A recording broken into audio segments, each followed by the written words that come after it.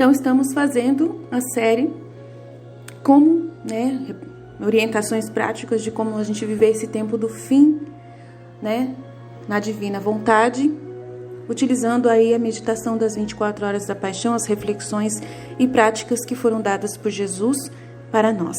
Eu recebi, enquanto eu estava ouvindo o meu próprio áudio da primeira aula, a primeira série, eu recebi duas luzes muito importantes, duas luzes muito, muito lindas, que vale a pena a gente lembrar agora. Jesus falou que os videntes, os místicos que nesse momento, os profetas que nestes momentos estão recebendo ainda mensagens de Maria, devem começar a ler as 24 horas da paixão e obedecer a ordem de separação, das visões, de parar, de ficar por respeito humano e amor próprio. A pessoa não quer sair do foco, ela não quer sair do ibope, ela quer atenção para ela. Ela acha que ela está fazendo bem para as almas, então ela não quer parar de trazer as mensagens. E tem gente que não está recebendo mais essas mensagens de verdade, mas que somente iluminação para poder entender as mensagens que já estão disponíveis e precisa somente partilhar reflexões e luzes referente às mensagens que já foram dadas. Mas elas não querem parar de fazer novas mensagens repetitivas, E aí elas continuam trazendo mensagens. Jesus deixou muito claro para mim. As aparições de Maria não estão mais aparecendo na Terra. Agora são locuções interiores que estão vindo, E esses videntes não querem sair da internet. Eles não querem ser... eles acreditam de todo o coração, que eles precisam estar em foco. Mas Jesus falou para mim, é obediência. Agora é obediência à luz divina, de se manter em pé, de se manter vigilante, porque o inimigo está querendo usar esse amor próprio e esse respeito humano. É pecado e está usando essa ação desordenada da pessoa, desse profeta. Então a gente precisa, Salim, mas ele é profeta, ele é mais que você. Não, eles não são mais que eu, não são mais que ninguém. Eles são pessoas comuns que Deus recebe e dá para eles uma luz, agora dá o entendimento e tal. É para eles partilhar as aparições que já existiram, as mensagens já existentes e iluminar essas aparições. Fazer os seus canais serem canais para entendimento, para reflexão, para meditação do que já foi dito e trazer essas luzes, para iluminar, mas não ser novas mensagens. Chegou a nova mensagem, 27 de junho, hoje Nossa Senhora apareceu para mim e trouxe uma nova mensagem. Não é isso que está acontecendo. Está confundindo as pessoas e vão ser vistos como falsos profetas. Então Jesus fala muito para eles lerem a reflexão das 24 horas da paixão de Luísa Picarreta, primeira hora. As reflexões práticas é justamente bastante para eles, O que fala nessa primeira hora é para eles, principalmente. E para todos vocês, para todos nós, para que a gente possa entender que Nossa Senhora não está mais nessa intenção de continuar aparecendo. Tudo que ela tinha que falar já foi falado, que é para renunciar a continuar a fazer esse trabalho de trazendo novas mensagens, que muitos serão vistos como falsos profetas se não pararem a trazer novas mensagens. Devem ficar atentos e silenciarem e ficar com o que já foi dado. Foi Jesus que colocou no meu coração. Eu não sei se eles vão aceitar isso, eu tenho certeza que o orgulho das pessoas é muito alto e eu sei que, eles acham que eu tenho obrigação de ouvir eles, mas eles não ouvem ninguém. Então a gente sabe disso. Então a gente, coloca nas mãos de Deus e reza, porque o Filho da Divina Vontade, está nesse momento com a vontade de Deus. E eu creio que essa é a vontade de Deus. Outra luz que Jesus me deu. Me mostrou que no caminho de cada pessoa na Divina Vontade são exatamente seguidos na ordem das 24 horas da paixão. A primeira hora, a pessoa vai pedir a bênção a Maria, para poder partir para a caminhada, para a jornada da paixão de cada pessoa. Então, qual é o primeiro caminho que tem que fazer? As 31 dias com Maria no reino da Divina Vontade. Não é a consagração de Luís, do Maria de Montfort, São Luís Maria de Montfort. Não é essa consagração. Essa consagração, ela é uma porta para chegar à consagração da Divina Vontade, tá? É um caminho antes. Agora, a consagração para entrar no reino da divina vontade aos 31 dias com Maria no reino da divina vontade, né? Para fazer depois a separação, né? Que é a separação de você se renunciar, aí você vai fazer o processo segundo, que é renunciar à sua vontade humana. Você vai começar a fazer o caminho, né? De abrir mão da sua vontade humana.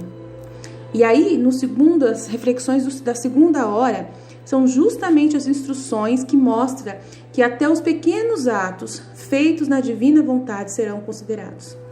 Que são os primeiros passos de Jesus, né, andando em Jerusalém, né, e os nossos últimos passos andando nessa terra com a nossa vontade. A gente vai começar a abrir mão da nossa vontade. Quando chegar no cenáculo, aí a gente vai começar a receber o alimento corporal, né, indo em direção à ceia, que é comer os conteúdos do livro do céu. Então a pessoa fez os 31 dias com Maria. Na segunda hora ela vai começar a fazer os seus primeiros atos na vontade humana, vontade divina, né? Renunciando à sua vontade humana, conhecer. E depois vai começar o alimento propriamente dito, entrando no cenáculo. E aí entrando nesse cenáculo é você entrando em você mesmo, fazendo o processo de conhecimento, autoconhecimento, para se conhecer e saber o que é vontade humana sua, o que ela está fazendo na sua vida, o que ela está destruindo você, né? Para que você possa renunciar de uma vez por todas e limpar e fazer a purificação, passar pelos testes todos que você precisa passar para começar a viver na divina vontade plenamente, comendo os conteúdos do livro do céu. Aí o segundo momento é esse, né? Estudar o livro do céu inteirinho. E depois que você ler e estudar o inteirinho, você vai passar para o processo de transubstanciação, né? Que é a fusão com a divina vontade propriamente dito. E essa fusão propriamente dito vai acontecer no momento da transubstanciação do ser de você. Que você é o anfitrião de Jesus e ele vai começar a viver em você. E aí a gente vai seguindo, vamos ler o que Jesus fala mais nos próximos capítulos, né?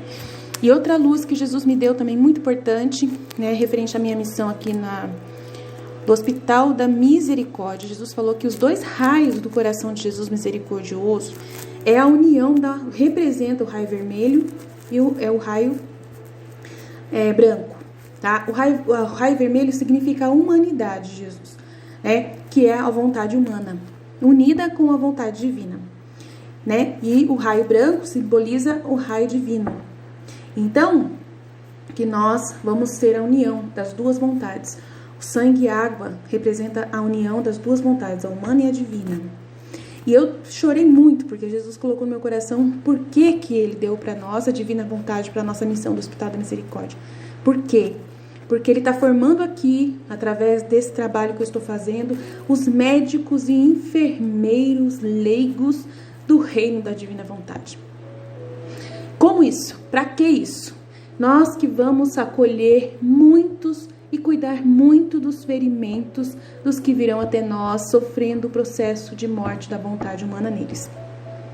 Então vai vir muita gente, eu não sei se eu estou fazendo a vontade humana, eu não sei como que faz a vontade divina, eu não sei como que é isso, eu não sei. A gente vai ser aqueles que vão ilustrar, que vamos iluminar, que vamos dar exemplo, que vamos viver na prática primeiro, porque o médico ele precisa saber muito bem, conhecer muito bem o corpo, né? O corpo para poder cuidar desse corpo.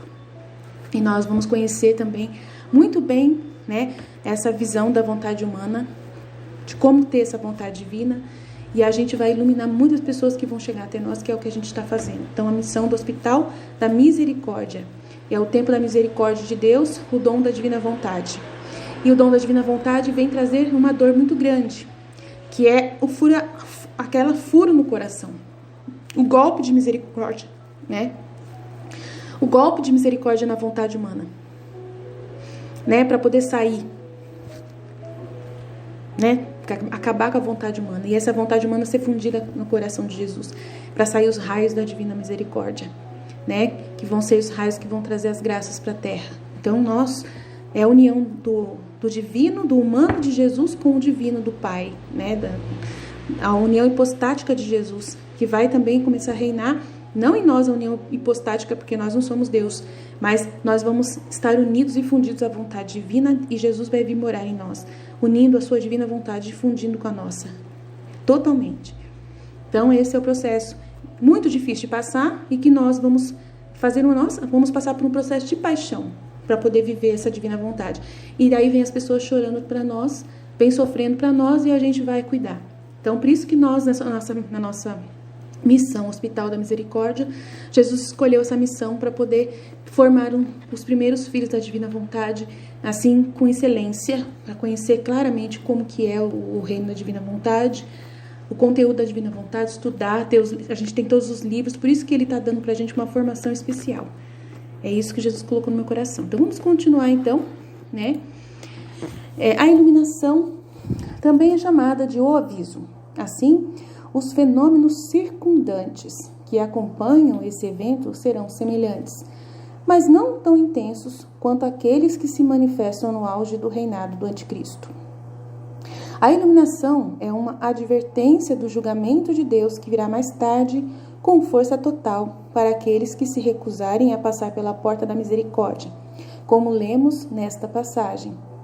Sim, Senhor Deus Todo-Poderoso, seus julgamentos são verdadeiros e justos. O sétimo anjo derramou sua tigela no ar. Uma voz alta saiu do templo do trono, dizendo, está feito. Então houve relâmpagos, estrondos e trovões e um grande terremoto. Deus lembrou-se da grande Babilônia, dando-lhe a xícara cheia de vinho de sua fúria e ira. Apocalipse 16, 7, 17 e 19. Mais uma vez, relâmpagos, estrondos, trovões, etc., como se o templo no céu tivesse sido aberto novamente. De fato, Jesus aparece desta vez não em advertência, mas em julgamento. Então viu o céu aberto e havia um cavalo branco. Seu cavaleiro foi chamado Fiel e Verdadeiro. Apocalipse 19, 11. Ele é seguido por todos aqueles que permaneceram fiéis a ele. O filho a quem a mulher deu à luz durante a prova dos 7 anos, que estava destinado a governar todas as nações com uma barra de ferro, conforme Apocalipse 12, 5. Este julgamento é a segunda colheita, a colheita de uvas ou sangue. E a esse momento a gente pode entender, ler aqui o que vai acontecer nesse julgamento, referente às reflexões e práticas da quinta hora, a primeira hora de agonia no horto do Getsemane, né? Nesta hora, Jesus Cristo, abandonado por seu Pai eterno, sofreu tamanho incêndio de amor ardente, a ponto de poder destruir todos os pecados que se possam imaginar e inflamar com seu amor todas as criaturas de milhões e milhões de mundos. Todos os condenados do inferno, se não fossem eternamente obstinados na sua perversidade. Entremos em Jesus e, depois de termos penetrado totalmente no seu interior, em suas fibras mais íntimas, em suas palpitações de fogo e em sua inteligência, que era como que incendiada, tomemos esse amor e revistamo-nos dentro e fora, com o fogo que ardia em Jesus. Depois, saindo dele, entremos na sua vontade, onde encontram todas as criaturas. Demos a cada uma delas o amor de Jesus. E tocando seus corações e as suas mentes com esse amor, transformemos todas em amor. Depois, com os desejos, as palpitações e os pensamentos de Jesus, formemos Jesus no coração de cada criatura. Em seguida, levemos a Jesus as criaturas que o conservam no coração e coloquemos todas ao seu redor, dizendo-lhe: ó Jesus, trazemos a ti todas as criaturas que te têm no coração, para te dar alívio e conforto. Não dispomos de outros modos para poder dar alívio ao teu amor, senão levar cada criatura ao teu coração. Assim daremos o verdadeiro alívio a Jesus, pois são tantas as chamas que o queimam. E ele continua a repetir: sinto-me em chamas, e não há quem tome o meu amor. Por favor, dai-me conforto. Tomai o meu amor e concedei-me amor. Para nos conformarmos a Jesus em tudo, devemos voltar a nós mesmos, aplicando-nos estas reflexões em tudo o que fazemos. Podemos dizer que há um contínuo fluxo de amor que corre entre nós e Deus? A nossa vida é um permanente fluxo de amor que recebemos de Deus. Se pensamos, é um fluxo de amor. Se agimos, é um fluxo de amor. A palavra é amor, a palpitação é amor. Recebemos tudo de Deus, mas todas estas nossas ações correm, porventura, rumo a Deus com amor? Por favor, por acaso Jesus encontre em nós o doce encanto do seu amor que corre para Ele, a fim de que, seduzido por este encanto, nos dê um amor mais abundante? Se em tudo o que fizermos não tivermos a intenção de correr juntamente com o amor de Jesus, Entremos em nós mesmos e lhe peçamos perdão por lhe termos feito perder o doce encanto do seu amor por nós. Deixamo-nos moldar pelas mãos divinas, como fez a humanidade de Jesus Cristo?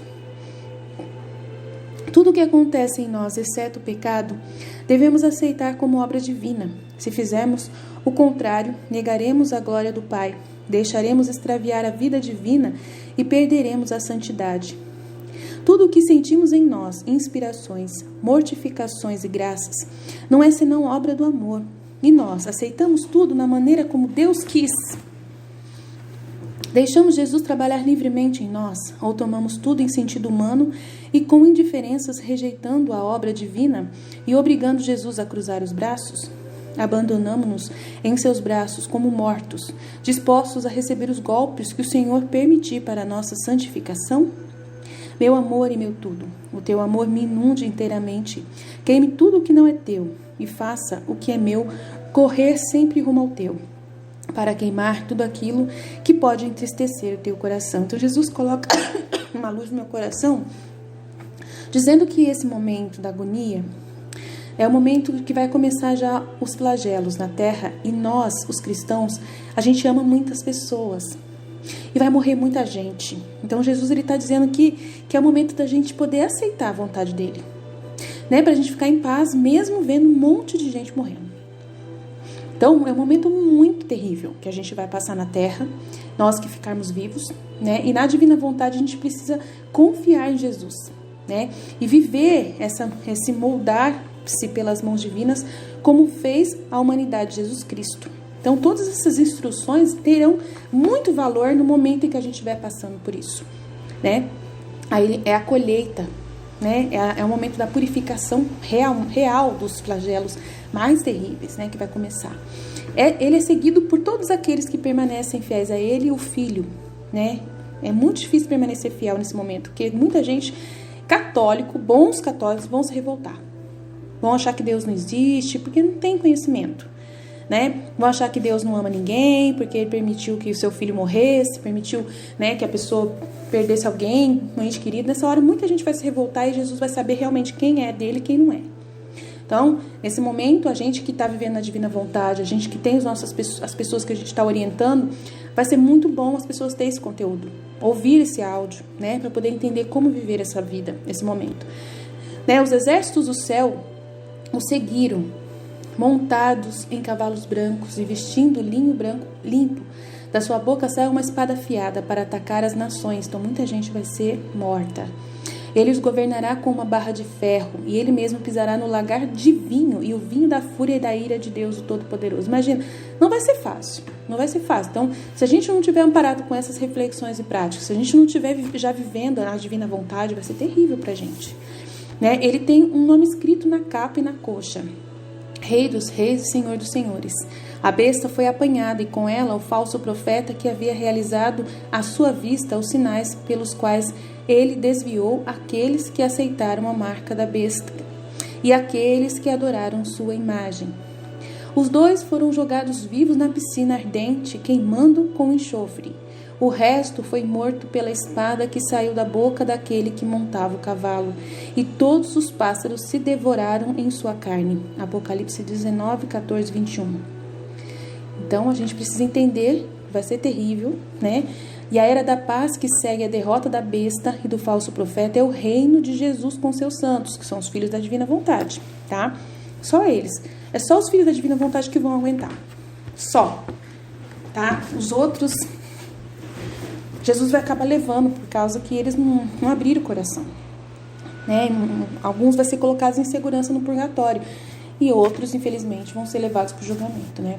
Então, a união mística da cabeça e o corpo na vontade divina, antes do retorno de Cristo, em carne, no final dos tempos, para o julgamento final. Então, a gente vai seguir para a próxima parte, para a gente poder se instruir mais e mais e mais. Vamos lá. Então, continuando aqui a leitura, né, do Mark Mallet, vamos seguir, né, para a gente poder continuar na agonia de Jesus no Horto das Oliveiras. A gente vai para a 6ª hora aqui, que é a 2ª hora do horto da agonia, no Horto de Getsemane. Qual a orientação que Jesus vai dar para esse período, né, que nós vamos passar depois enquanto está acontecendo os flagelos. Os dois períodos, os 1260 dias de batalha entre o dragão e a mulher, parecem constituir a primeira parte do julgamento de 7 anos. É baseado no fato de que o dragão persegue a mulher, mas não consegue conquistá-la. Ela recebe refúgio por 1260 dias no deserto, após a entrada triunfante de Cristo em Jerusalém. Ele também foi protegido daqueles que queriam prejudicá-lo ou prendê-lo, por aproximadamente 3 dias e meio antes da última ceia. Mas depois, no momento em que o Pai permitiu que Jesus fosse entregue às autoridades. Então, a gente percebe que é esse período aqui que Jesus ainda não foi preso. Então, a gente está indo em direção a essa hora, né? Então, essa sexta hora está dentro desse momento em que a gente está sendo perseguido, Nossa Senhora está sendo perseguida pelo dragão, né? Então, a gente vai ler já as reflexões da segunda hora. Na segunda hora de agonia no Getsêmani, diante de Jesus, apresentam-se todos os pecados de todos os tempos, passado, presente e futuro. E ele assume para si mesmo todos estes pecados, para dar ao Pai a glória completa. Jesus Cristo expiou, rezou e, no seu coração, experimentou todos os nossos estados de ânimo. Então, o estado de ânimo que a gente vai sofrer nesse período, principalmente agora, né? Nesse momento que a gente já está vivendo, né, desses flagelos, que a gente está vendo muita gente morrer, a gente está triste, a gente está preocupado, né, com a situação econômica de muita gente que está desempregada. Então, tem muita coisa acontecendo. Então, aí Jesus está espiando tudo que a gente está passando aqui, né? Sem jamais abandonar a oração, né? E nós também, nós não podemos, nós temos que ser Jesus, né, vivendo a paixão. Então a gente pode chorar, a gente pode sentir essa agonia toda com Jesus, esse sofrimento todo, mas na oração, né, rezando as 24 horas da paixão. E nós, em qualquer estado de ânimo que nos encontremos, frios, insensíveis ou tentados, rezamos sempre? Somos assíduos na oração? Damos a Jesus os sofrimentos de nossa alma como resgate e alívio para poder imitá-lo em tudo, pensando que cada estado de ânimo é um sofrimento seu? Como sofrimento de Jesus, devemos colocar-nos ao redor dele, para compadecer-nos, aliviá-lo e, na medida do possível, dizer-lhe: sofreste muito, descansa, pois agora nós sofreremos em teu lugar. Então a igreja vai sofrer exatamente no lugar de Jesus, né? Nesse momento da paixão da igreja. Desanimamos ou ficamos corajosamente perto de Jesus, oferecendo-lhe tudo o que sofremos, para fazer com que ele encontre em nós a sua própria humanidade? Isto é, nos servimos da humanidade para Jesus, da nossa humanidade para Jesus, de humanidade para Jesus? O que é que fazia a humanidade de Jesus? Ele glorificava seu Pai, expiava e implorava a salvação das almas. Então é isso que a gente tem que fazer. A gente não tem que ficar saindo pelas ruas revoltado por nada, né? E nós, em tudo o que realizamos, encerramos em nós mesmos essas 3 intenções de Jesus, de maneira que podemos dizer: temos em nós toda a humanidade de Jesus Cristo? Em nossas escuridões, temos a intenção de fazer refletir nos outros a luz da verdade? E quando rezamos com fervor, manifestamos a intenção de dissolver o gelo de inúmeros corações endurecidos pela culpa? Meu Jesus, para compadecer-me de ti e aliviar-te do desânimo total em que te encontras, elevo-me ao céu e faço minha a tua própria divindade. E colocando ao teu redor, desejo afastar de ti todas as ofensas das criaturas. Quero oferecer-te a tua beleza para afastar de ti a torpeza do pecado, a tua santidade para desviar de ti o horror de todas aquelas almas que te fazem experimentar tanta repugnância, porque estão mortas para a graça. Então, nesse momento, tem muitas pessoas que estão revoltadas contra Deus, tá? Por causa do que está acontecendo. Culpam Deus mesmo. Tua paz para apartar-te das discórdias, revoltas e perturbações de todas as criaturas. Tuas harmonias para aliviar o teu coração dos sons de tantas vozes más. Meu Jesus, tenho a intenção de oferecer-te tantos atos divinos reparadores por quantas ofensas a ti dirigidas e à igreja. Tem muitas ofensas dirigidas ao Papa Francisco, à igreja, né, nesse momento, como se quisessem te matar. E com os teus próprios atos quero dar-te vida. E depois, ó meu Jesus, quero lançar tua divindade sobre todas as criaturas. a fim de que, ao receberem o teu contato divino, já não se atrevam a ofender-te. Só assim, ó Jesus, poderei compadecer-me de ti por todas as ofensas que recebes das criaturas. Ó Jesus, minha doce vida, que as minhas orações e os meus sofrimentos elevem-se sempre ao céu, para fazer com que se derrame sobre todos a luz da graça e o absorva em tua própria vida. Então, nós que somos filhos da divina vontade, vamos ser orientados por essas reflexões práticas das 24 horas da paixão. Né? Por isso que a gente tem que rezar todo dia essas orações com muito afeto. Né? Todas essas reflexões são a orientação que Jesus quer dar pra gente. Né? Que a Luísa foi usada para isso. Então, vamos lá, continuar a leitura aqui. Identificando a besta. No início do julgamento de 7 anos, esses 10 chifres e 7 cabeças aparecem no céu, no dragão que é chamado de Diabo e Satanás, conforme Apocalipse 12, 9.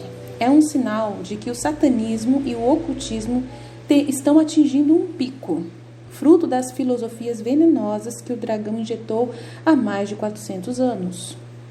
O céu pode ser uma indicação simbólica de que o poder de Satanás está, nesse ponto, tem sido principalmente espiritual e não político, dirigido dos céus ao invés da terra, conforme Efésios 6:12. Mas agora o dragão, visto que seu tempo é curto, conforme Apocalipse 12:12, assume a forma de, ou melhor, dá seu poder a um conglomerado de nações, 7 cabeças e 10 chifres. São João explica que os 10 chifres são 10 reis, conforme Apocalipse 17:2. O venerável cardeal Joe Henry Newman, resumindo o pensamento dos padres da igreja, identifica esse conglomerado. A besta, isto é, o Império Romano, conforme o sermão do advento do anticristo, sermão 3, a religião do anticristo. Alguns estudiosos modernos acreditam que a União Europeia está se formando no ressuscitado Império Romano. O dragão, ou Satanás, é uma entidade espiritual, um anjo caído, não uma união de nações. Ele permanece escondido sob uma capa de engano, escondendo sua raiva e ódio contra a igreja. Assim, no começo da nova ordem que se ergue sob a influência do dragão, aparecerá à primeira vista superficial e desejável e atraente para um planeta que sofre com a guerra, a praga, a fome e a divisão. 5 dos selos do Apocalipse. 3 anos e meio depois, a besta recebe a boca personificada de um homem a quem a tradição chama de anticristo. O ódio dos irmãos abre espaço para o anticristo, pois o diabo prepara antecipadamente as divisões entre o povo, para que aquele que está por vir seja aceitável para eles, conforme Santo Cirilo de Jerusalém, médico da igreja, em suas palestras catequéticas, a palestra 15, número 9. O julgamento de 7 anos, ou a semana, como Daniel diz, começa em uma falsa paz que une o mundo sob a bandeira do reavivado Império Romano. Então, essa falsa paz é esse momento da agonia, do horto de Getsemane que Jesus está vivendo, um momento que ele está quietinho, que ainda não veio a prisão, mas que ele está sofrendo demais, um momento espiritual muito grande que a igreja vai passar, de sofrimento, e que a gente ainda vai estar numa situação assim que a gente não sabe como que vai acontecer as coisas, como que o anticristo vai agir, como que esse governo vai ser. Então é esse momento que Jesus quer dar essa orientação para a gente, antes de começar a perseguição propriamente dita, a gente vai estar com esse receio. O que tem que fazer? Então, é dentro dessa terceira hora da agonia, vamos ver o que Jesus vai falar pra gente, que é justamente a orientação que ele quer dar pra gente para esse momento. Tá? Vamos ler. Reflexões práticas. Durante essa terceira hora do Getsemane, Jesus pediu ajuda ao céu. Suas dores eram muitas, que ele suplicou conforto também a seus discípulos. E nós, em qualquer circunstância de sofrimento e desventura, pedimos sempre ajuda ao céu. E mesmo quando recorremos às criaturas, o fazemos de maneira ordenada, junto a quem pode nos confortar santamente. Resignamo-nos, pelo menos, se não recebemos o alívio que esperávamos, usando a indiferença das criaturas para nos abandonar totalmente nos braços de Jesus? Ele foi confortado por um anjo, e nós podemos dizer que somos o anjo de Jesus, permanecendo ao seu lado para consolá-lo e participar de suas amarguras? Então, nesse momento, né, a gente precisa estar do lado da igreja, é do lado dos filhos de Deus, um apoiando o outro, em união, e não arrumando confusão, culpa, colocando culpa em alguém, né? Não adianta. Nesse momento a gente vai estar numa influência, né, acontecendo muita coisa, e aí Jesus precisa que a gente possa pedir ajuda uns aos outros, né, e buscar essa ajuda do céu, para que o Espírito Santo possa nos iluminar, para que o Espírito Santo possa trazer essa luz para a gente, né, nos ajudar a vencer essas amarguras, esses sofrimentos que a gente vai ficar numa situação muito complexa, né, com medo, começando a ficar com muito medo do que vai acontecer. Muita gente vai querer, né, esconder-se, né, se esconder. É o momento, assim, o mais difícil, é o momento que a gente vai querer se esconder, a gente não vai querer mais, a gente vai ficar numa dúvida muito grande, como que a gente se comporta, se a gente continua mostrando que a gente é católico ou não. Nesse momento é Deus, a gente vai ter que se apegar muito a Deus mesmo, é um momento muito difícil. Então, pedir essa ajuda do céu, né, em uns dos outros, para podermos ser verdadeiramente anjos de Jesus. Temos a necessidade de aceitar os sofrimentos, assim como Ele os envia, como dores divinas. Só então ousaremos confortar um Deus tão entristecido. Imagina, Deus vai estar sofrendo demais, porque muita gente vai largar a igreja. Muita gente ele vai descobrir que a pessoa nunca foi católico de verdade, nunca foi cristão de verdade, né? E muita gente não vai, né? De outro modo, se aceitarmos os sofrimentos em sentido humano, não poderemos nos servir deles para consolar o homem-deus e, portanto, não conseguiremos ser anjos. Nos sofrimentos que Jesus nos manda, parece que nos envia o cálice onde devemos colocar o fruto desses sofrimentos. E estas dores, parecidas com amor e resignação, vão se transformar em docíssimo néctar para Jesus. Em cada sofrimento diremos: Jesus, chama-nos a sermos anjos ao seu redor. Aspira as nossas consolações e faz-nos partícipes das suas dores, Jesus. Meu amor, nos meus sofrimentos, busco o teu coração como repouso e quero reparar as tuas dores com as minhas dores, para trocá-las contigo e ser teu anjo consolador. Então, é fácil? Não vai ser fácil. Então, a orientação é só de dor, tá vendo aqui? Só de dor. De pedir ajuda, de clamar ajuda do coração de Jesus, ajuda dos anjos, né? Nesse momento os anjos da guarda vão aparecer, tá, gente? São os momentos que os anjos da guarda vão começar a chamar a gente para ir para os refúgios, se for realmente acontecer, é nesse momento aí que vai acontecer. Então, é o que Deus colocou no meu coração, né? Para a gente começar a se preparar para o que vai vir, né? Então, aos pouquinhos a gente vai percebendo os sinais e a gente vai entendendo que está nesse momento de ordem mundial, a gente precisa se mover. E o anjo da guarda, com certeza, se for para aparecer nesse momento, ele vai aparecer, que é a ajuda do anjo. Está dizendo claramente aqui, na terceira hora da agonia. Então, vamos confiar que vai ser assim. É uma reflexão pessoal, é uma luz pessoal que Jesus deu para mim. Não está escrito no site aqui, não. Isso é uma coisa que Deus deu para mim agora, enquanto estou falando com vocês. Essa nova ordem mundial surgirá de uma forma palatável, que até muitos cristãos acharão atraente. Por isso que estou falando para vocês, esse negócio vai ser feio. Talvez a iluminação da consciência em parte seja um aviso de que esse caminho global proposto é anti-Deus. Um caminho de destruição, é uma falsa paz e segurança. Assim, a iluminação se torna um último chamado para atrair as almas de volta ao caminho da verdadeira unidade cristã. Então, vai ser muito difícil convencer algumas pessoas da nossa família nesse momento, né? Porque tem gente que vai achar que tá tudo bem, né? Vai ser um momento de muita separação familiar, né? Aí é o momento da prisão, né? O momento que a gente vai aproximar da 10ª hora, que é o momento em que Jesus é preso, né? Não na hora, desculpa. É o momento que a gente vai parar no rochedo de Cedron, lançado em um rochedo, cai na torrente de Cedron.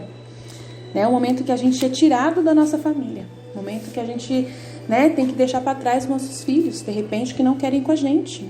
Nossos netos que não querem ir com a gente, nosso marido, né, nossa mãe, nosso pai, não sei como que vai ser. Mas é um momento muito difícil, né, que vão ser tirados de nós, né? Através do mal, através do anticristo, né? O ódio dos irmãos. vai abrir espaço para o anticristo, pois o diabo prepara antecipadamente as divisões entre o povo. E aí vai acontecer nesse momento, para que aquele que está por vir seja aceitável para eles. Tá vendo? Então, essa nova ordem mundial surgirá de uma forma tão palatável que até muitos cristãos acharão atraente. Então, como que a gente vai convencer? Se a gente não tiver instrução, não estiver rezando com a nossa família, não vamos conseguir convencer as pessoas. Facilmente terão, né? Vai ser difícil. Talvez a iluminação da consciência em parte seja um aviso de que esse caminho global proposto é ante Deus. Então, a gente confia que Deus vai trazer essa iluminação da consciência para todos. Vamos ver o que vai acontecer. Nessa metade dessa semana, esse Império Romano, revivido, né, novamente agora, vai se romper repentinamente. Eu estava considerando os 10 chifres que tinha, quando de repente outro chifre saltou no meio deles, e 3 dos chifres anteriores foram arrancados para dar espaço a ele, conforme Daniel 7, 8. Quando as pessoas estão dizendo paz e segurança, um desastre repentino ocorre, como dores de parto e uma mulher grávida, e elas não escapam. 1 Tessalonicenses 5, 3. Cardinal Newman, tem em inglês aqui essa parte, pedi para traduzir, mas não traduziu. Vamos passar aqui para frente. Satanás pode adotar as mais alarmantes armas de engano. Ele pode se esconder e ele pode tentar nos seduzir em pequenas coisas e assim mover a igreja, não de uma só vez, mas aos poucos de sua verdadeira posição. Acredito que ele tenha feito muito dessa maneira ao longo dos últimos séculos. É sua política nos separar e nos dividir, nos desalojar gradualmente de nossa rocha de força. E se houver uma perseguição, talvez seja então, quando todos nós estamos em todas as partes da cristandade tão divididos e tão reduzidos, tão cheios de cisma, tão próximos da heresia, quando nos lançamos sobre o mundo e dependemos de proteção e abandonamos nossa independência e nossa força. Então ele pode irromper sobre nós em fúria, tanto quanto Deus permite. Então, de repente, o Império Romano pode desmoronar e o anticristo aparece como perseguidor e as nações bárbaras ao seu redor se infiltram. Conforme o general John Henry Newman, então é daqui que veio do Cardinal Newman, né, que ele escreveu A Perseguição do Anticristo, no sermão 4, né, do livro do venerável John Henry Newman. Né? Então é interessante.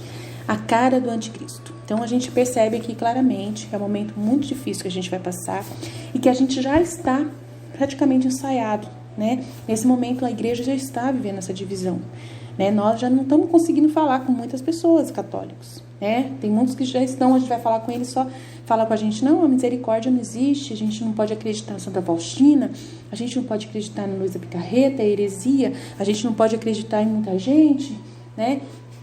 Tem gente que, né, tá fixo ali nos papas anterior, fala que os papas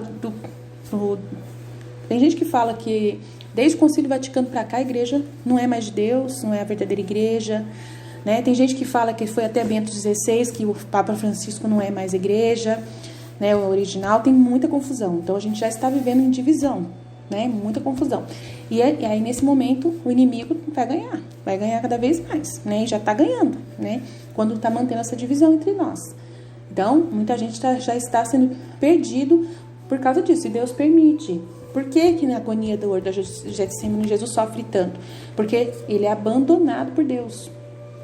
Abandonado por Deus para viver esse momento, né? E nós somos abandonados também nesse momento por Deus, para viver esse momento de decisão, para a gente poder decidir em que lado que a gente está, né? Do nosso lado, o amor próprio, respeito humano, né?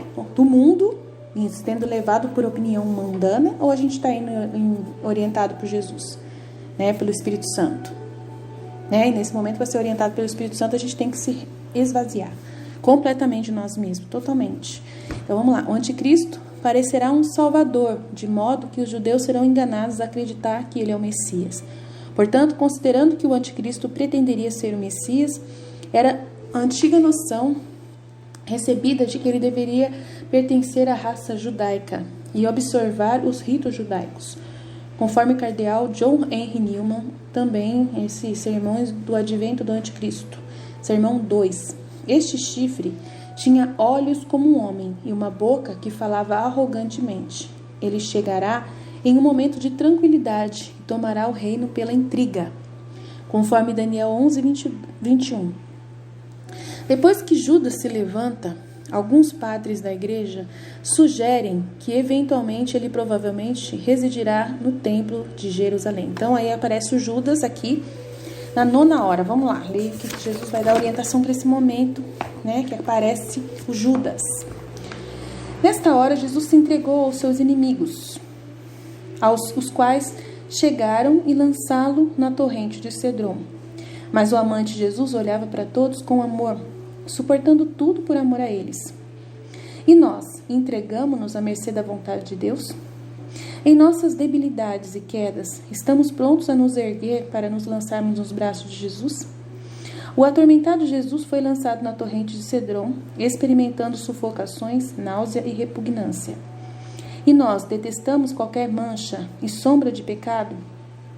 Estamos prontos a acolher Jesus no nosso coração, para que ele não sinta a repugnância que as almas lhe provocam com o pecado e recompensá-lo da náusea que nós mesmos lhe causamos muitas vezes?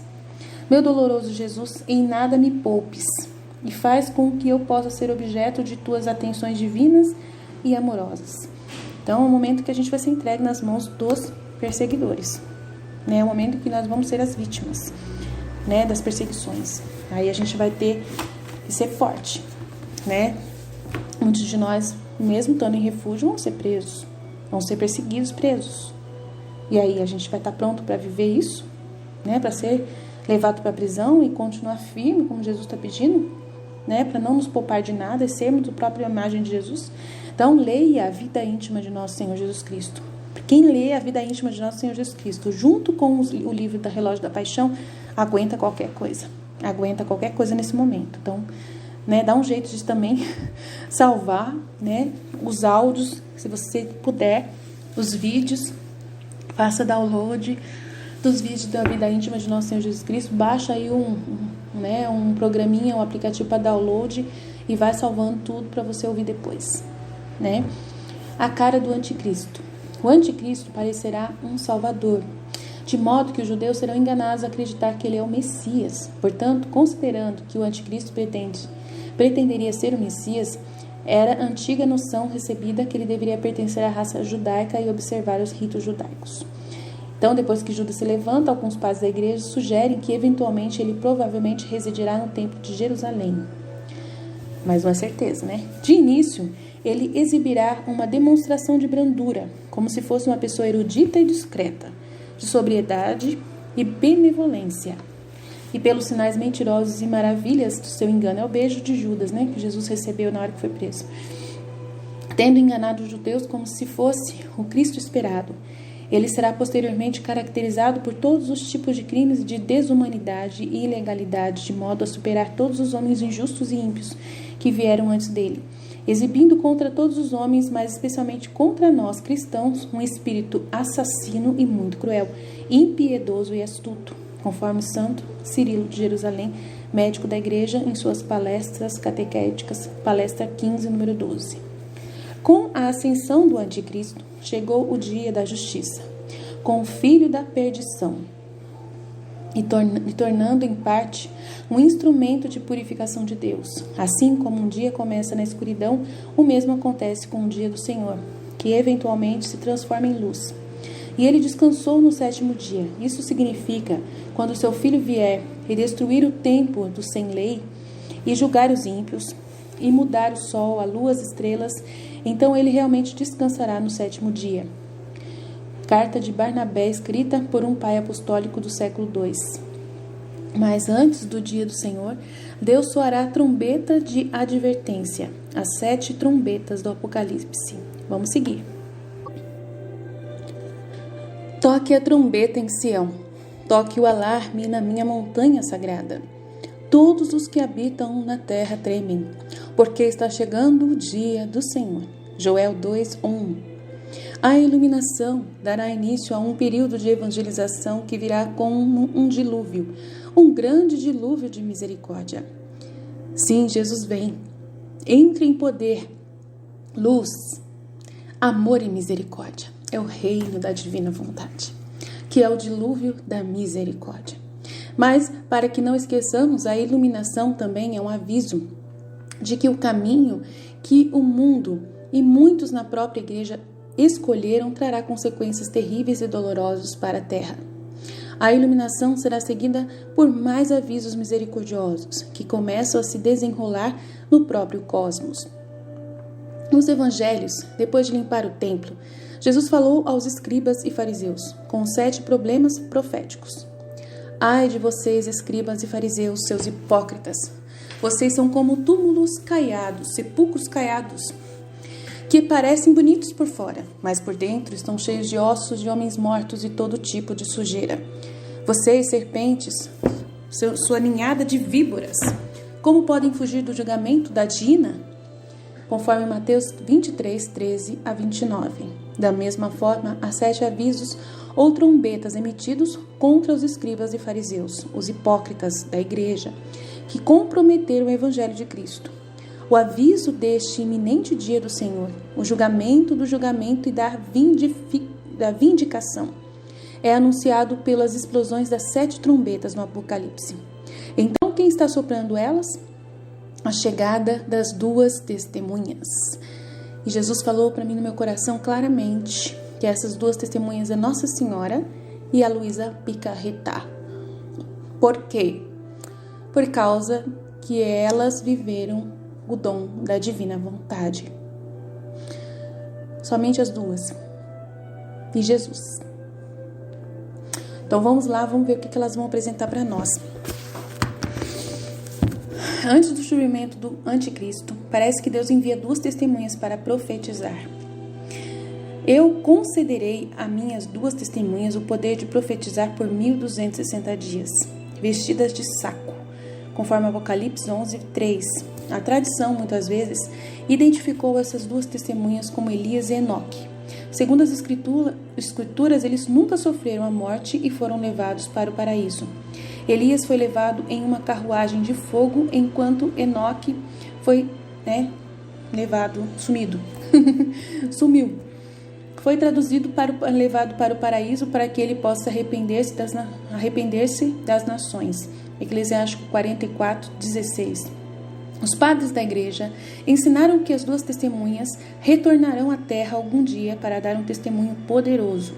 Em seu comentário ao livro de Daniel, Hipólito de Roma escreveu: "E uma semana confirmará um pacto com muitos, e no meio da semana será que o sacrifício e a oblação serão removidos, para que se mostre que a semana se divide em 2, as 2 testemunhas. Então deve empregar 3 anos e meio. E o anticristo guerrearão contra os santos durante o resto da semana e desolarão o mundo." Hipólito, pai da igreja, as obras e fragmentos de Hipólito, a interpretação de Hipólito, bispo de Roma, das visões de Daniel e Nabucodonosor, tomado em conjunto, número 39. Aqui Hipólito coloca as testemunhas de Deus na primeira metade da semana. Assim como Cristo prega as 7 consternações durante a primeira metade da semana da paixão, em algum momento depois da iluminação, as 2 testemunhas podem aparecer literalmente na terra para chamar o mundo ao arrependimento. Enquanto no simbolismo de São João são os anjos que tocam as trombetas, creio que são os profetas de Deus que são comissionados a falar essas aflições ao mundo. Uma razão é que no final dos seus 1260 dias de profecia, João escreve: "O segundo aí passou, mas o terceiro está chegando em breve", conforme Apocalipse 11, 14. Sabemos desde cedo, na visão de São João, que as 2 primeiras aflições compreendem as 6 primeiras trombetas, conforme Apocalipse 9, 12. Assim, eles são soprados durante o ministério profético de Elias e Enoque. A cisma. Creio que a traição de Jesus por seu próprio povo e a igreja por seus próprios membros é retratada nas 7 trombetas do Apocalipse. Eles são simbólicos de um cisma que se aproxima na igreja e um aviso literal de suas consequências sobre o mundo. E começa com um anjo segurando o incensário de ouro. Então o anjo pegou o incensário, encheu-o de brasas do altar e o jogou na terra. Houve trovões, estrondos, relâmpagos e um terremoto, conforme Apocalipse 8, 5. Então, o momento que a Luísa vai, aparecer com mais poder vai ser o momento da canonização dela, né? Prestes à canonização dela.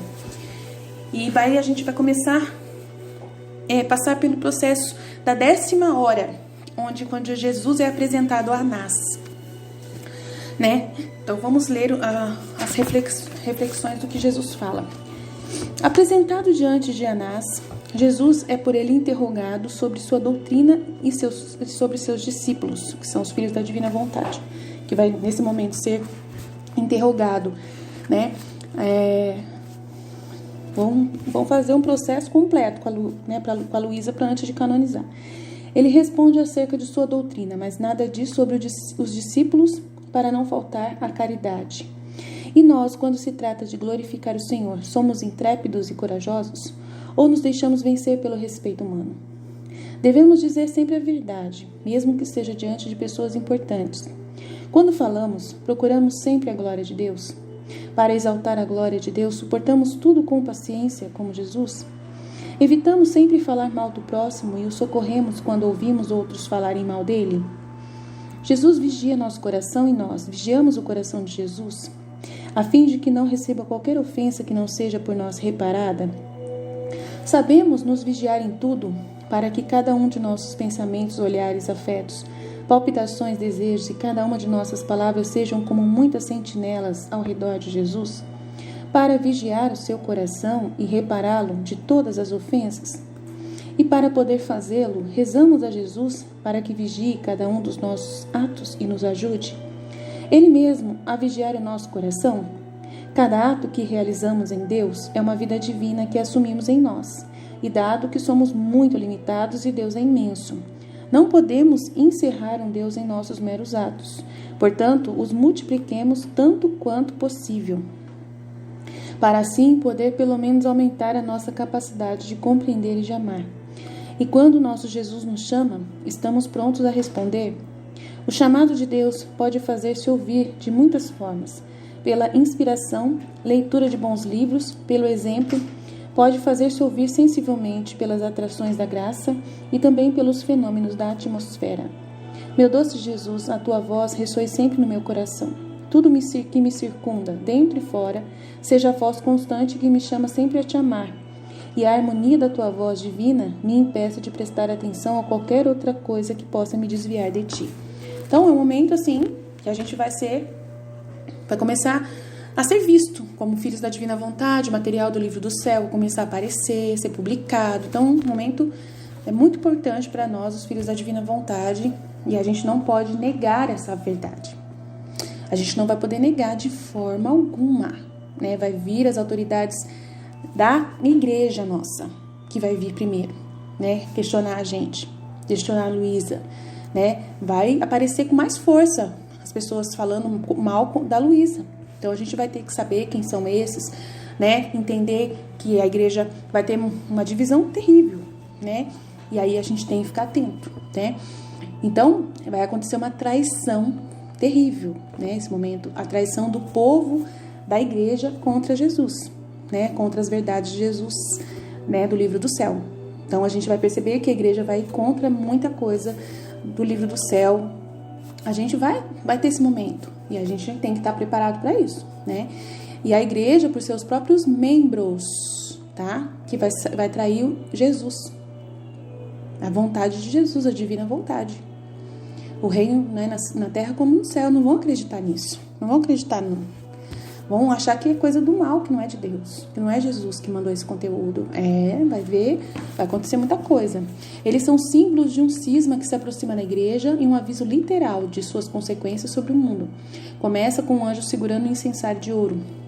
Então o anjo pegou o incensário, encheu-o de brasas no altar e o jogou na terra. Houve trovões, estrondos, relâmpagos e um terremoto. Apocalipse 8:5. Ouvimos imediatamente novamente os sons familiares que acompanharam a iluminação, o som da justiça iminente no trovão. A trombeta soou cada vez mais alta enquanto Moisés falava, e Deus lhe respondia com trovões. Êxodo 19:19. Em brasas, creio, são aqueles apóstatas que foram purificados do templo e que se recusaram a se arrepender, e eles são lançados na terra onde o dragão é lançado por São Miguel, conforme Apocalipse 12:9. Satanás é exorcizado dos céus, enquanto do plano natural seus seguidores são excomungados da igreja. Assim, o anjo segurando o incensário pode ser simbólico do Santo Padre, pois São João às vezes simboliza os líderes da igreja como anjos. As primeiras 4 trombetas. Lembre-se de que o livro do Apocalipse começou com 7 cartas escritas para 7 igrejas da Ásia. O número 7, novamente, é simbólico da totalidade ou perfeição. Assim, as cartas podem ser aplicadas a toda a igreja. Embora tenham palavras de encorajamento, também chamam a igreja ao arrependimento, pois ela é a luz do mundo, que dispersa as trevas e, de certa forma, particularmente o próprio Santo Padre, é também o moderador que retém os poderes das trevas. Abraão, pai da fé, é por sua fé a rocha que retém o caos, o dilúvio primordial da destruição e assim sustenta a criação. Simão, o primeiro a confessar Jesus como Cristo, agora se torna em virtude de sua fé abraâmica, que é renovada em Cristo, a rocha que se opõe à maré impura da incredulidade e à destruição do homem. Papa Bento XVI, chamado à comunhão, entendendo a igreja hoje. Assim, as cartas do Apocalipse preparam o terreno para o julgamento, primeiro da igreja e depois do mundo. As cartas são dirigidas às 7 estrelas, que aparecem na mão de Jesus no início da visão de São João. Este é o significado secreto das 7 estrelas que você viu na minha mão direita e dos 7 candelabros de ouro. As 7 estrelas são os 7 anjos das 7 igrejas e os 7 candelabros são as 7 igrejas. Apocalipse 1:20. Mais uma vez, anjos provavelmente significam os pastores da igreja. As escrituras nos dizem que uma porção dessas estrelas cairá ou será lançada em uma apostasia, conforme 2 Tessalonicenses 2:3. Então, não tem só a igreja católica cristã, tem muitas igrejas cristãs, né? Então, esse conteúdo do livro do céu vai ser divulgado a nível cristão, a nível mundial. E vai ter muita gente que vai julgar esse conteúdo, não vai aceitar. As igrejas cristãs, outras, que a gente, né, batistas aí da vida, né, ortodoxa, anglicana, então elas, aqui é para elas também, né, e elas não vão aceitar. Então, nesse momento as estrelas vão cair, né, vão cair do céu. Né? Então, essas 7 igrejas estão envolvendo todas as igrejas cristãs. E primeiro caem do céu granizo e fogo misturado com sangue, depois montanha ardente e depois estrela queimando como tocha. Essas trombetas são simbólicas dos escribas, anciãos e sumos sacerdotes. Então, Jesus ele passou pela casa de Anás, pela casa de Caifás e depois, né, vai passar pelo Pilatos, né? Então, a gente agora vai para a 11ª hora, que é na casa de Caifás, que é representante dessas igrejas. São 3 principais igrejas também, que são de um Deus só, né? As 3 religiões também, que vai envolver 3 religiões, que é a muçulmana, a judaica e a católica, né? Que são, é a cristã, que são as 3 religiões também que vão entrar nessa jogada aí, dessa conversa. Então, aí vamos ver lá. Qual que é o que Jesus vai dizer na casa de Caifás? Qual é a reflexão que ele vai dar pra gente para esse momento, né, de confusão aí, né, entre as religiões que vão discutir muita coisa, assim, sobre a volta de Jesus, sobre o reino da divina vontade, que é o reino que vai vir, vai unir todas as pessoas. Né? A gente fala do funil, que todo mundo no funil, então vai unir. Vamos ver o que Jesus fala. Apresentado a Caifás, Jesus é acusado injustamente e submetido a padecimentos inenarráveis. Ao ser interrogado, né, diz sempre a verdade. E nós, quando o Senhor permite que nos caluniem e acusem injustamente, refugiamo-nos somente em Deus que conhece a nossa inocência? Ou mendigamos a estima e a honra das criaturas? Dos nossos lábios sai sempre a verdade? Ou somos inimigos de qualquer artifício e falsidade? Suportamos com paciência as zombarias e as confusões que as criaturas nos ocasionam? Estamos prontos a dar a vida pela salvação dessas criaturas? Ó meu doce Jesus, como sou diferente de ti. Por favor, faz com que minha boca profira sempre a verdade, de modo a atingir o coração daqueles que me escutam para conduzi-los a ti. E tudo que eu estou falando aqui não é para o futuro já, não é só para o futuro. Toda a palavra de Deus, toda a orientação dada aqui é para o hoje, porque a gente já está vivendo tudo isso. A gente já está vivendo na nossa vida, com a nossa família, com o nosso pároco. Se eu for chegar nesse conteúdo da Divina Vontade no pároco, ele vai questionar, eu vou passar por muitas situações. Se eu realmente fazer uma campanha, né, divulgando a Divina Vontade na minha paróquia. Então, eu vou passar por muita coisa. Então, como que eu me comporto? Como eu devo me comportar? Então, as orientações estão aqui, né, claramente. Então, mais uma vez, anjos provavelmente significam os pastores na igreja. As escrituras nos dizem que uma porção dessas estrelas cairá ou será lançada em uma apostasia, conforme 2 Tessalonicenses 2:3. Primeiro caem do céu granizo e fogo misturado com sangue, depois montanha ardente, e depois estrela queimando como tocha, Apocalipse 8:6-12. Essas trombetas são simbólicas dos escribas, anciãos e sumos sacerdotes, né? Ou seja, 1/3 dos padres, bispos e cardeais, tá perguntando aqui, de fato, o dragão varreu 1/3 das estrelas do céu e as jogou na terra. Então não é só religiões, mas também as próprias pessoas de cada religião que vão se opor a isso, né?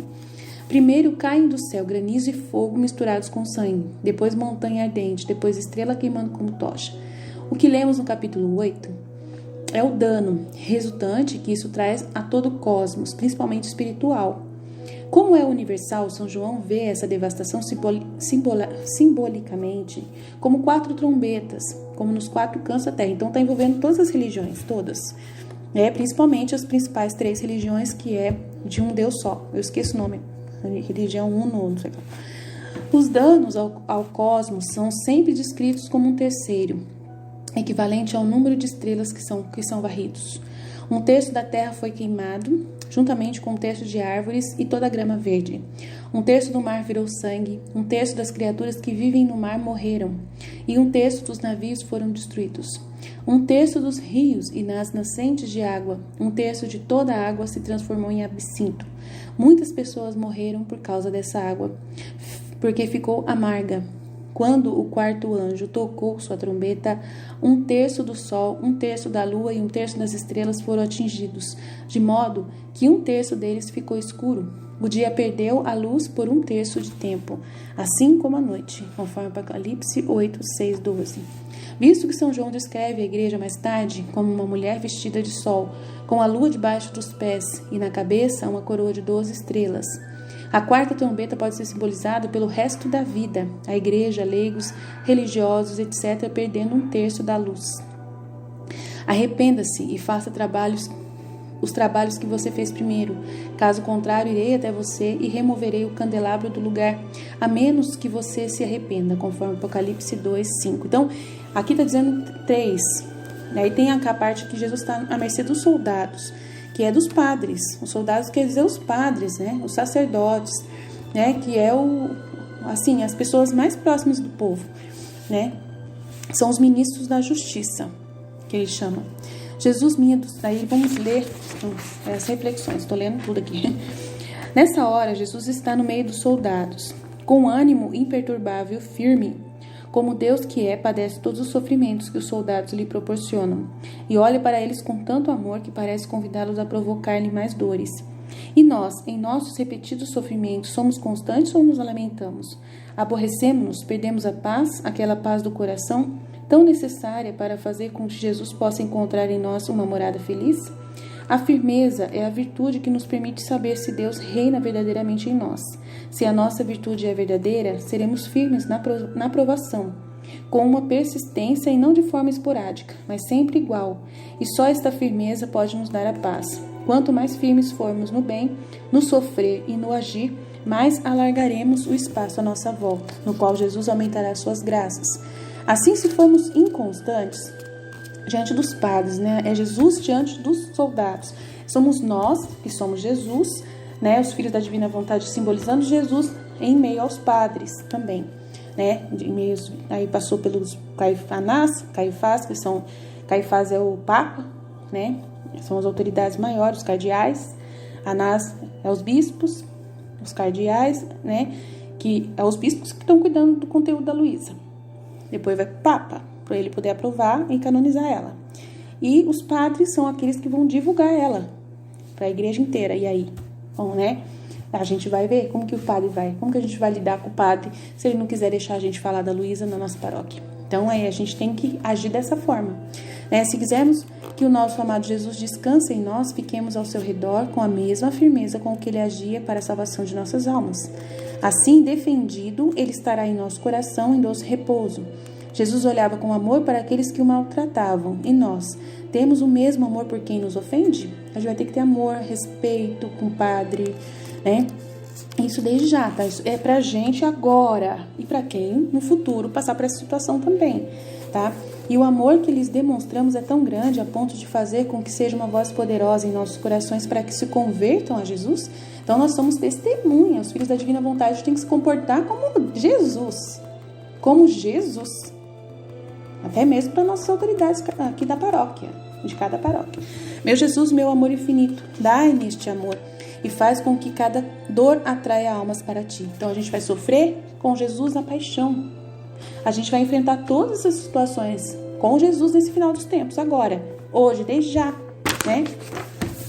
Para poder viver essa divina vontade e viver esse final de tempo na divina vontade. Isso é para nós, filhos da divina vontade. Essas orientações são para nós, que Jesus está dando para a gente. Por isso que a gente tem que rezar o livro da paixão todo dia. Porque isso aqui vai se tornar sangue nosso, né? Praticamente. Vai ser nossa vida, né?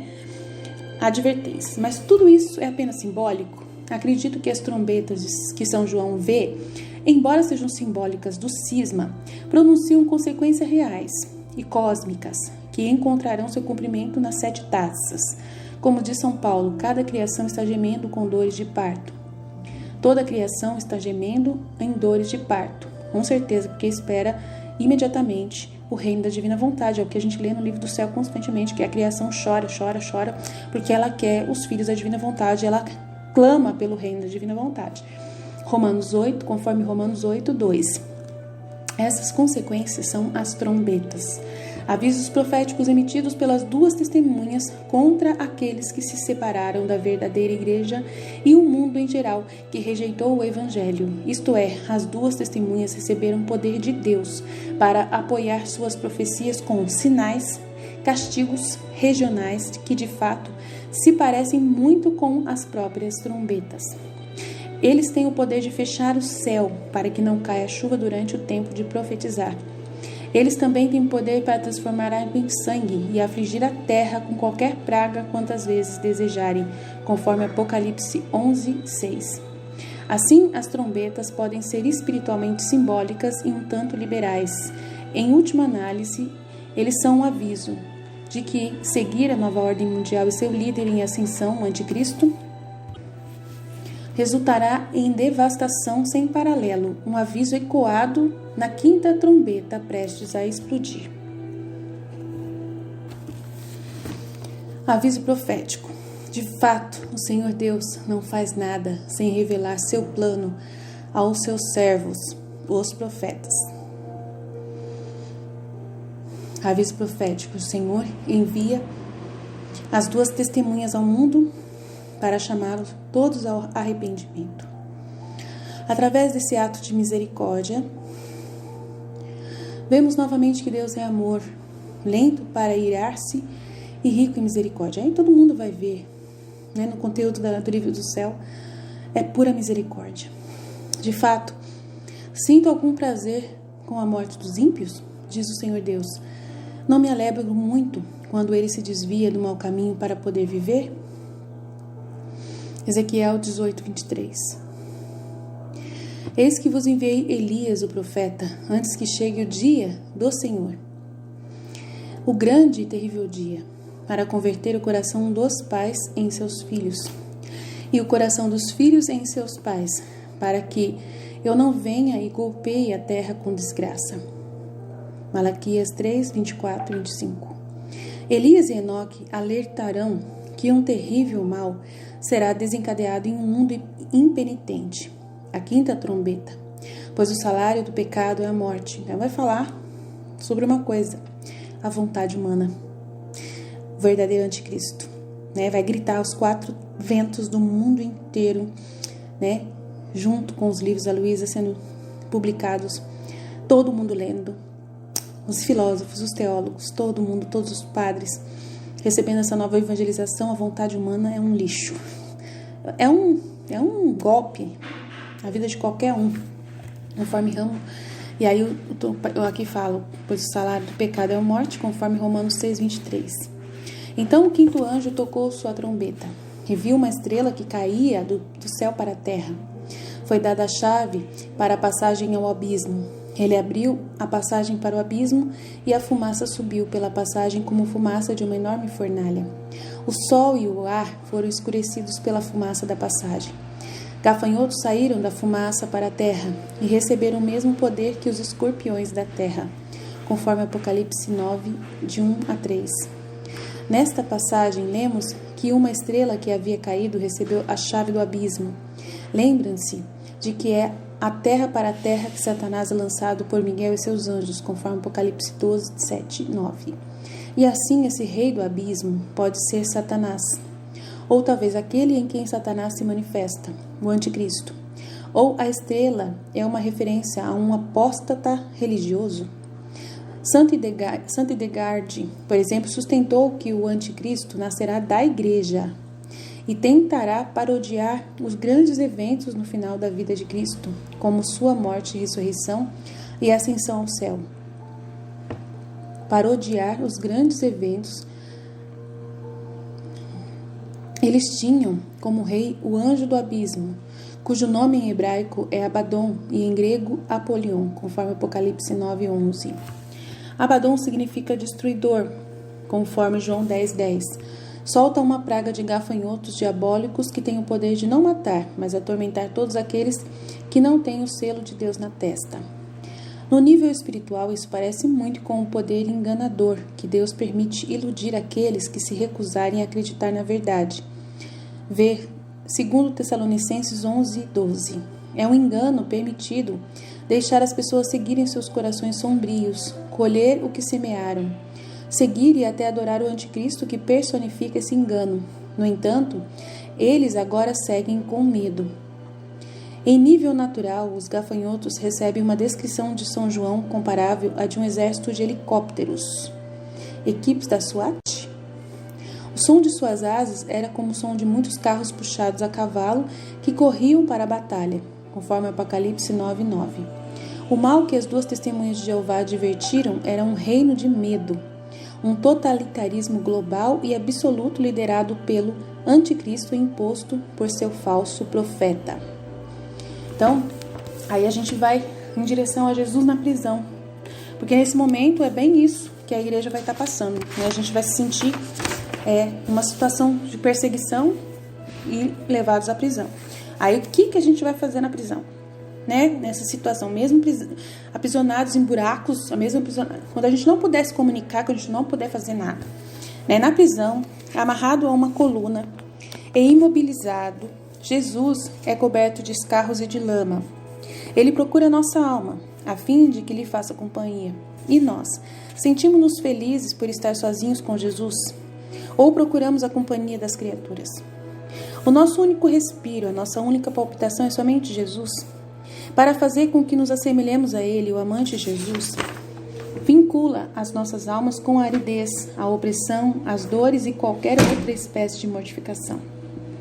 E nós somos felizes por nos deixar amarrar por Jesus naquela prisão em que o seu amor nos coloca, ou seja, na obscuridade, nas opressões e outros? Jesus está na prisão. Sentimos em nós a força e a prontidão de nos prendermos nele por seu amor? O aflito Jesus suspirava por nossa alma para ser desamarrado e sustentado na dolorosa posição em que se encontrava. E nós suspiramos para que somente Jesus venha nos fazer companhia nesse momento? Libertar-nos das correntes de todas as paixões e prender-nos com cadeias mais fortes ao seu coração? Colocamos nossos sofrimentos em cortejo ao redor de Jesus que sofre, para afastar dele os escarros e a lama que os pecadores lhe lançam. Na prisão, Jesus reza, e nossa oração com Jesus é constante. Meu Jesus acorrentado, tu te fizeste prisioneiro por amor a mim. Eu te peço que aprisiones em ti a minha mente, a minha língua e o meu coração e todo o meu ser, para que eu não tenha qualquer liberdade, e tu possuas absoluto senhorio sobre mim. Então, nesse momento, a gente já vai estar vivendo na divina vontade plenamente. Vai ter que estar, aceitando todos os sofrimentos, aceitando estar presos, presos com a boca. Muitas vezes é presos mesmo, Não podemos fazer conta no YouTube, não podemos, tudo que a gente for fazer vai ser totalmente vigiado, preso desse jeito. Então, a gente já tem que ficar atento, porque a gente já está passando por isso. Eu não posso falar com meus irmãos sobre a divina vontade, eu não posso postar nada no grupo da família. Imediatamente, quando eu faço qualquer coisa em função disso, a minha irmã já liga pro meu marido falando: toma cuidado com a sua mulher. Ela tá começando a ficar fanática. Imediatamente a minha irmã faz isso.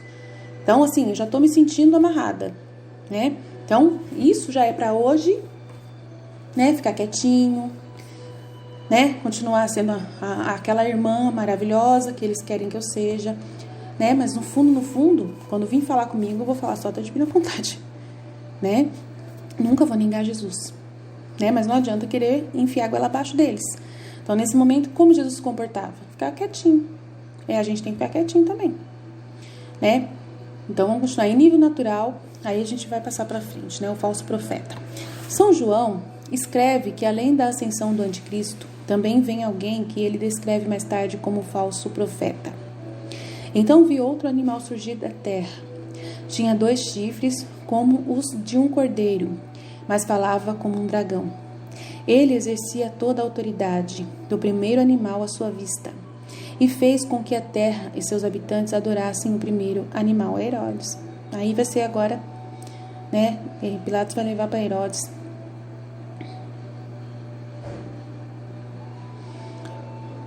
Cuja ferida mortal havia sido curada, realizou grandes sinais, até fazendo fogo descer do céu à terra à vista de todos, e enganou os habitantes da terra com os sinais que lhe era permitido realizar. Apocalipse 13, de 11 a 14. Então, a gente está indo em direção à 14ª hora, que daí depois vai ser enviado para Herodes na 15ª hora. Então, a gente vai ler aqui as próximas reflexões aqui da 14ª hora. Vamos ver o que Jesus está falando para a gente. Jesus sai à luz do dia e é apresentado a Caifás e, com um ânimo inabalável, confirma que ele é o Filho de Deus. E nós, quando saímos, deixamos-nos orientar por Jesus? O nosso comportamento é exemplar para os outros? E os nossos passos, como imã, chamam as almas ao redor de Jesus? Toda a vida de Jesus é uma contínua chamada de almas? Se estivermos em conformidade à sua vontade, ou seja, se ao caminharmos, os nossos pés chamarem as almas, se as nossas palpitações, fazendo eco das palpitações divinas, harmonizarem-se e pedirem almas, e assim para todo o resto, estivermos em conformidade em nosso modo de agir, formaremos em nós a mesma humanidade de Jesus. Desta forma, cada chamada de almas a mais que fizermos é um sinal a mais que recebemos do nosso Jesus. A nossa vida é sempre igual, ou então permitimos que ela piore, segundo os encontros que temos. Meu Jesus, santidade sem igual, guia-me e faz com que também o meu comportamento exterior manifeste toda a tua vida divina. Então, é um comportamento falso profeta. Ele vai vir trazer mentiras para a igreja. E aí, Jesus está dizendo claramente, temos um ânimo inabalável, um comportamento exterior manifestando toda a vida divina. Todas as orientações aqui de sermos fiéis, custe o que custar, aconteça o que acontecer.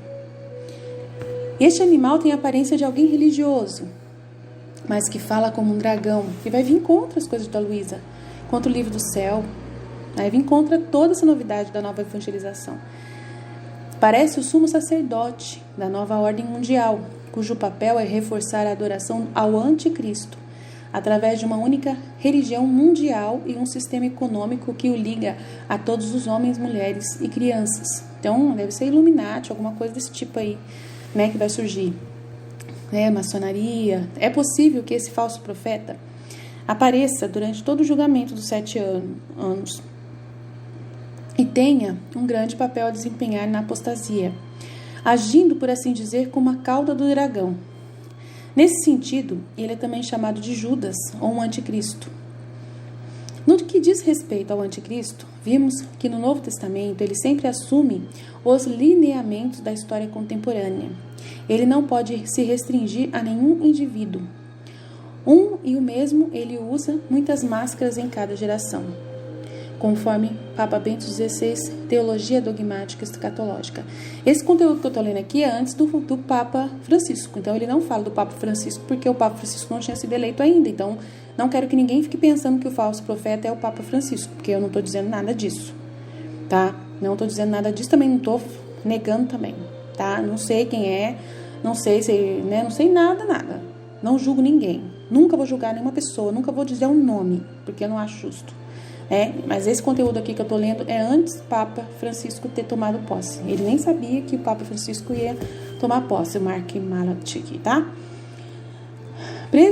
Presumivelmente, o falso profeta também contesta os milagres produzidos pelas duas testemunhas, né? Então, ele nega os milagres das aparições de Maria e os milagres produzidos pelo conteúdo da Luísa Picarreta, né? Por sua intercessão. Realizou grandes sinais, até fazendo o fogo descer do céu à terra à vista de todos, conforme Apocalipse 13:13. Seus rituais satânicos e aqueles que praticam com ele ajudam a trazer esse poder enganador sobre a terra como uma praga de gafanhotos. Muitos falsos profetas surgirão e enganarão a muitos, e por causa do aumento do mal, o amor de muitos esfriará. Mateus 24:1-12. Por isso que é importante que os videntes obedeçam às ordens deste livro, das 24 horas da paixão, e sejam obedientes e parem de falar imediatamente novas mensagens, porque é esse período que eles estão sendo desobedientes vai dar material para o falso profeta. A ausência de amor não é o pior tormento. É o eclipse do filho, o eclipse do amor. Se o amor perfeito lança fora todo medo, o medo perfeito lança fora todo amor. De fato, aqueles que foram carimbados com a imagem do nome da besta foram forçados a fazê-lo, independentemente de sua posição. Pequenos e grandes, ricos e pobres, livres e escravos, conforme Apocalipse 13:16. Talvez isso nos ajude a entender melhor a quinta trombeta, chamada de a primeira angústia, que alude a um mal diabólico que finalmente se manifesta na forma de homens e mulheres maus que impõem o domínio do anticristo através do medo, da mesma maneira que eram capangas que executaram as más intenções de Hitler. Então acontece a condenação. Jesus é condenado, né? Vamos para a 15ª hora da condenação. Jesus é condenado à morte. Já é a primeira condenação dele. A segunda condenação, já foi condenado com Caifás, né? Aí já está tudo no meio no esquema aqui. Aí perante Herodes, que já vamos considerar ele como falso profeta, né? Apresentado a Pilatos, no meio de tantos insultos e desprezos, Jesus é sempre doce. Não despreza ninguém e em todos procura fazer resplandecer a luz da verdade. E nós, sentimos-nos iguais a todos? Procuramos vencer a nossa natureza má, se alguém não nos é simpático? Tratando com as criaturas, procuramos sempre dar a conhecer Jesus e fazer resplandecer nelas a luz da verdade. Ó Jesus, minha doce vida, coloca em meus lábios a tua palavra e faz com que eu fale sempre com a tua língua. Diante de Herodes, vestido como louco, Jesus silencia e padece sofrimentos inauditos. E nós, quando somos caluniados, escarnecidos, insultados e zombados, pensamos que o Senhor quer nos dar uma semelhança divina? Nas nossas dores, nos desprezos e em tudo que o nosso pobre coração puder sentir, Pensamos que é Jesus que com o seu toque nos faz sofrer e nos transforma nele mesmo e nos dá sua semelhança? E quando o sofrimento volta a nos atingir, pensamos que Jesus, olhando de novo para nós, não está contente conosco e, portanto, nos faz passar por outra provação para que nos assemelhemos totalmente a Ele? A exemplo de Jesus, podemos dizer que temos domínio sobre nós mesmos, que em vez de responder nas contrariedades, preferimos nos calar? Nunca nos deixamos vencer pelas curiosidades? Em cada dor que se pode padecer, é preciso colocar a intenção de que ela é uma vida que se entrega a Jesus, para pedir almas, e colocando as almas na vontade de Deus, o nosso sofrimento faz um círculo, no qual encerramos Deus e as almas para uni-las a Jesus. Meu amor e meu tudo, somente tu tomas o domínio deste meu coração e o conservas em tuas mãos, a fim de que nos meus encontros possa reproduzir em mim a tua grande paciência. Então, diante desse anticristo, desse falso profeta, né? A gente está nessa situação hoje já, né? A gente não sabe quem é Papa Francisco, porque fala muito mal dele, né? A gente fica do lado dele, mas a gente fica com medo, um pé atrás. Será que? Será? Né? Aqui fala que ele vai fazer paródia com a vida de Jesus, né? E a gente fica vendo as pessoas usando as palavras do Papa Francisco como se fossem paródias, né? Então é difícil, mas eu não tenho coragem de julgar, de forma alguma, né? De forma alguma, esse falso profeta, aqui está dizendo que ele pode estar já nesses 7 anos.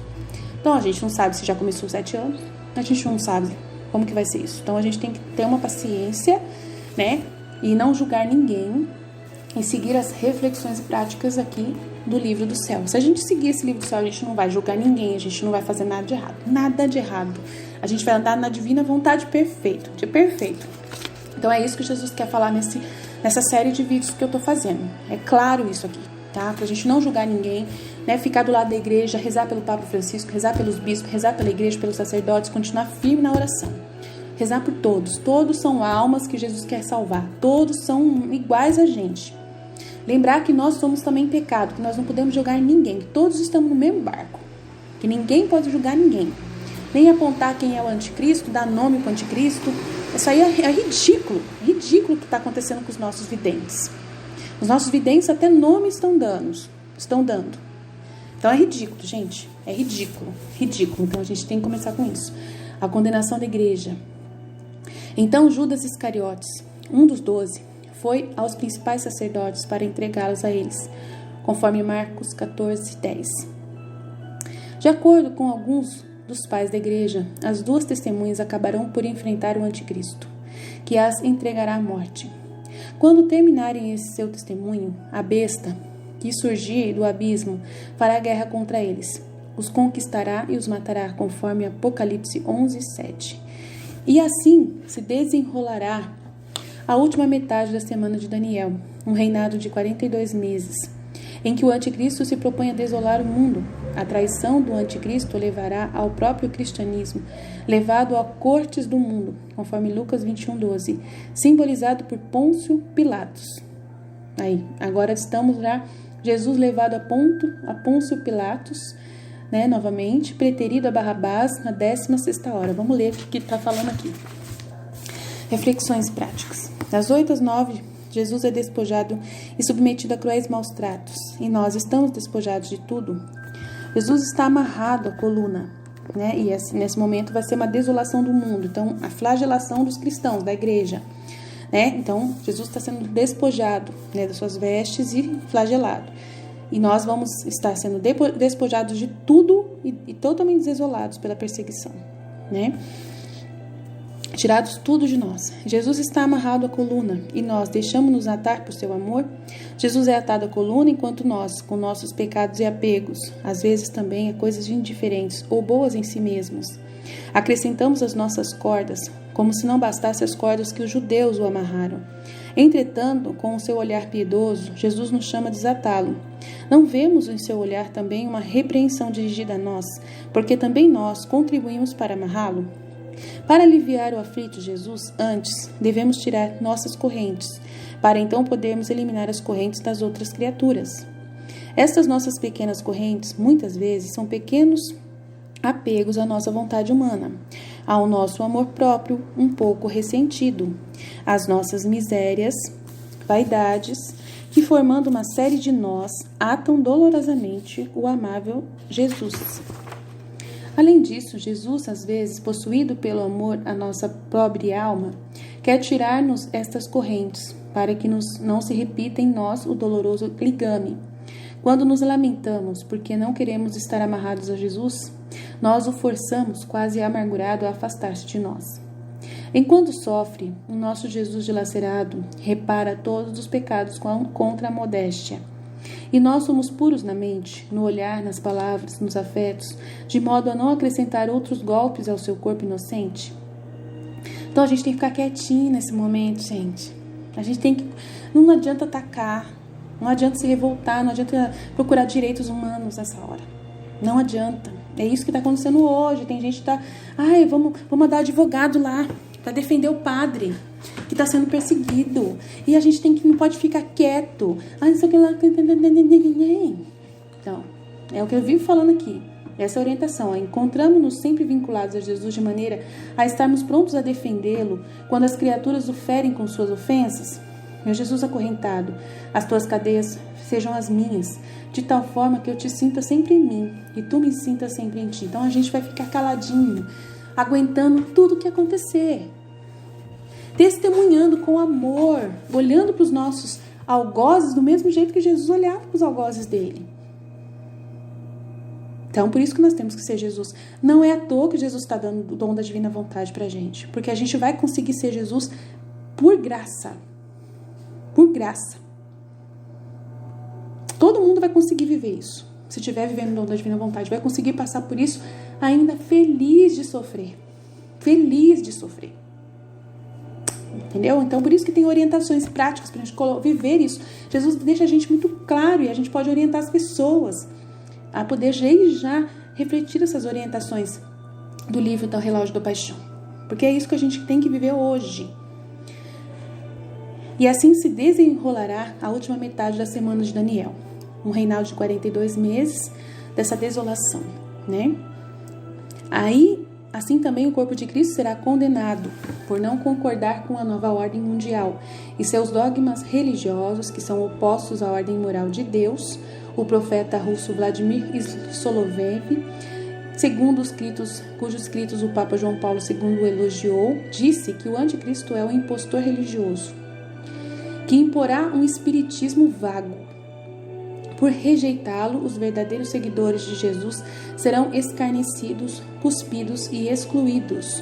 Como Cristo era a cabeça deles, as vozes de acusação perguntarão zombeteiramente se pertencem ao Messias, aos seus ensinamentos morais sobre aborto e casamento e qualquer outra coisa. A resposta do cristão é o que despertará a ira e a condenação daqueles que rejeitarem a fé. Que necessidade adicional temos de testemunhas? Você ouviu a blasfêmia, conforme Marcos 14, 63 e 64. Então Jesus foi vendado. Eles vão distorcer o conteúdo da Luísa. Jesus acabou de colocar no meu coração, eles vão distorcer o conteúdo da Luísa, mas vão distorcer de um jeito só por Deus. E vai enganar muita gente. Ele falou que vai distorcer, que ele vai falar que a vida na divina vontade é esse negócio de cristais, de mística, né, de inteligência artificial, tudo que eles puderem inventar, tudo coisa deles, de sair do corpo, sabe? Dessa visão deles que eles têm de várias vidas, né, de quântico, de coisa quântica. Eles vão misturar tudo, as coisas. Eles vão pegar os conteúdos das religiões deles lá, vão misturar tudo, vai virar uma bola de neve lá, vai ficar uma coisa horrorosa. E vão pegar os conteúdos da Luísa, vão entender tudo errado, vão distorcer tudinho. Só quem tiver o Espírito Santo é que vai ver a diferença, né? Vai poder diferenciar, saber o que é dele, do demônio, e o que é de Jesus de verdade. Já pensou, gente? É o que Jesus acabou de falar pra mim. Ai, meu Deus do céu, meu coração vai. Então Jesus foi vendado, né? Muita gente vai ser vendada, muita gente vai ser vendada e atacada. E a pessoa vai ficar bagunçada. Será? Gente que não estudou para valer, que não fez os 31 dias com Maria, né, que não fez o processo de renunciar de verdade à vontade humana, que não entrou na fusão, que não leu o livro do céu inteirinho com amor, com reverência, sabe? Colocando direitinho, o conteúdo direitinho. Vai ser uma coisa terrível. Então Jesus foi vendado, eles o atingiram e gritaram: profetize. Marcos 14, 65. De fato, as duas testemunhas tocam a trombeta final. O eclipse da verdade e do amor prepara o caminho para a segunda angústia, a sexta trombeta. Jesus disse aos discípulos, a quem ele enviou 2 a 2, quem não quer recebê-lo ou ouvir suas palavras, saia daquela casa ou cidade e sacuda a poeira de seus pés, conforme Mateus 10, 14. As duas testemunhas, vendo que o mundo está seguindo o falso profeta e a besta, resultando em uma iniquidade sem paralelo, sacudem a poeira dos pés e tocam a última trombeta antes de serem martirizadas. É o aviso profético de que a guerra é fruto de uma cultura de morte, medo e ódio, que tomou conta da terra. O fruto do aborto é a guerra nuclear, conforme Madre Teresa de Calcutá. A sexta trombeta é tocada, liberando os 4 anjos que estão presos às margens do rio Eufrates. Então os 4 anjos foram libertados, preparados para esta hora, dia, mês e ano, para matar 1/3 da raça humana. O número de tropas de cavalaria era de 200 milhões. Ouvi o número deles por essas 3 pragas de fogo, fumaça e enxofre que saíram de suas bocas. 1/3 da raça humana foi morta, conforme Apocalipse 9, 15, 16. Talvez essas tropas sejam liberadas para executar os planos brutais do anticristo de reduzir a população da terra e assim salvar o meio ambiente. Qualquer que seja o seu objetivo, parece ser em parte por meio de armas de destruição em massa, fogo, fumaça e enxofre. Certamente eles serão comissionados a procurar e destruir o restante dos seguidores de Cristo, começando pelas 2 testemunhas.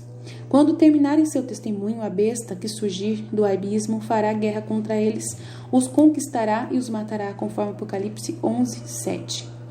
A 7ª trombeta é tocada, sinalizando que o plano misterioso de Deus foi totalmente implementado. Seu plano de misericórdia e justiça está atingindo seu auge, pois até os castigos até agora não conseguiram arrependimento nas nações. O resto da raça humana, que não foi morto por essas pragas, não se arrependeu das obras de suas mãos e nem se arrependerão de seus assassinatos, poções mágicas, falta de castidade ou assalto, conforme Apocalipse 9, de 20 a 21. A justiça de Deus deve ser derramada na íntegra através das 7 taças, que são imagens espelhadas das 7 trombetas.